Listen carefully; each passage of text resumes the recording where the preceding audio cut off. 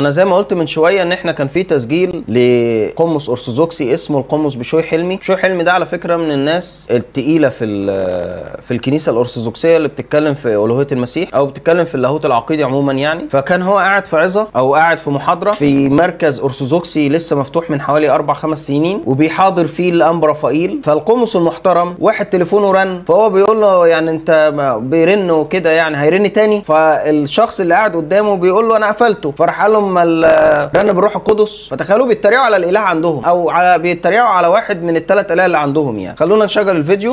هيرن تاني؟ بيقول له هيرن تاني. امال ايه؟ اقفله طيب.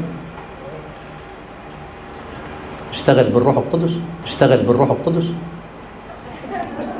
بيقول لي كنت قافله. فلكم ان تتخيلوا ان هم بيتريقوا يعني. الكتاب بيقول عندهم من يجدف على ابن الانسان يغفر له ومن يجدف على الروح القدس لا يغفر له. هو ده مش يعتبر تجديف؟ لا. والمشكله المسيحيين اللي قاعدين قدامه بيضحكوا. انا كنت شغلت التسجيل ده قبل كده بس قلنا نشغله تاني. هو 12 ثانيه اصلا كله على بعض. ليه يا جماعه بتتريقوا على واحد من الثلاث اله اللي عندكم يعني؟ وواحد من الشخص من 3 اشخاص الهيه. اوعى حد يقول شخص بس، لا اشخاص الهيه.